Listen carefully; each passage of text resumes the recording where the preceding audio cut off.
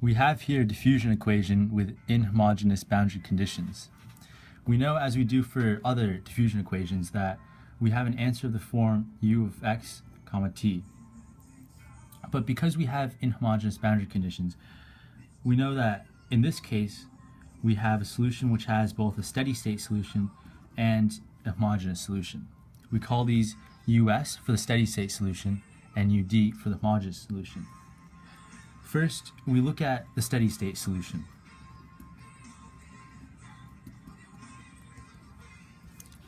In this case, we consider d of second derivative of u to equal 0. This gives us, integrating twice, this gives us the solution u equals a plus bx, where a and b are constants. Plugging in the boundary conditions that we had above, we can see that u of 0 equals u1 equals a. Therefore, we know that u1 must equal a. Plugging in the second boundary condition, we have u of 1 equals u2 equals a plus b. This shows us now that b must equal u2 minus u1. Therefore, we now have a steady state solution of u of s equals u1 plus u2 minus u1 times x. Moving on to the second part of this equation, which is our homogeneous solution. We label this ud because we use it's a Dirichlet solution using the boundary conditions. In this case, we use the ansatz that ud equals x of x times t of t. In other words, separation of variables. Plugging our ansatz into our overall equation, which again is dt of u plus d second derivative of, equals of u, we now see that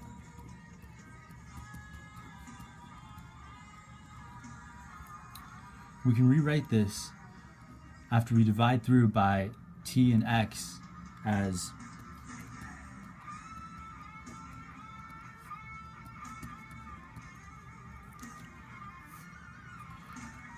because t and x are different variables, we know that this negative alpha squared term must be a constant. We can then write each of these equations separately.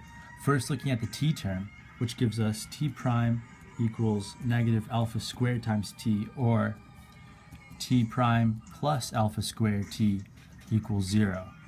This gives us a solution of the form t of t equals a e to the alpha x, where again a is a new constant, not the same as the constant that we had for the steady state solution.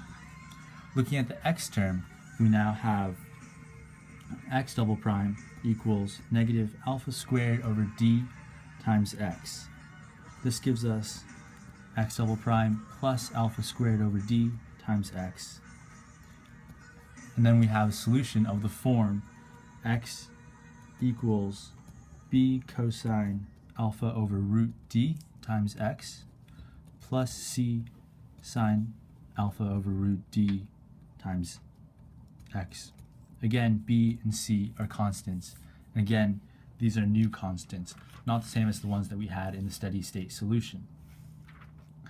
Now, because of superposition, we know that the boundary conditions which we had earlier, as in these two conditions, are already satisfied by our steady state solution. Therefore, for the Dirichlet solution, we know that the boundary conditions are now ud of 0 equals ud of 1 equals 0. Now we plug these into the solutions that were given here with the x, because this is x equals 0 and x equals 1. Now the first condition gives us x of 0 equals b, plugging into this equation that we have right here, which must be 0 because of the boundary condition. Therefore, this tells us that x equals c sine alpha divided by root d times x. Now plugging the second boundary condition, we have x of 1 also equals 0, and this equals c sine alpha over root d. Now this gives us alpha n equals root d pi n for a non-trivial solution. We know that this must be the solution because we don't want c to equal 0. Therefore, this sine term must equal 0, leading us this solution for alpha n.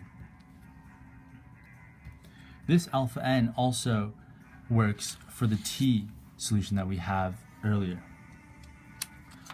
Therefore, we can plug this solution for alpha back into our ansatz, and thus we know that u of d equals x of x times t of t, which equals the sum from n of a e to the n pi squared dt times c of sine n pi x.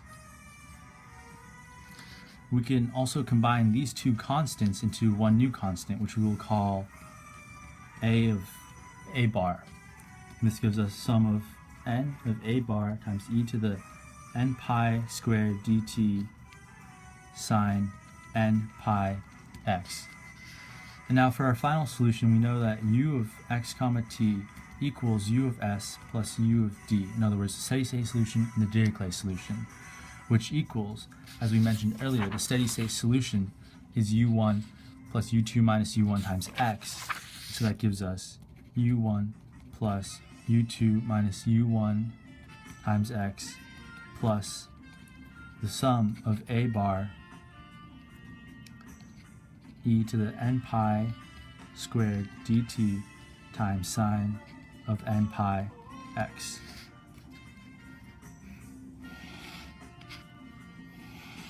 And we have solved this inhomogeneous diffusion equation.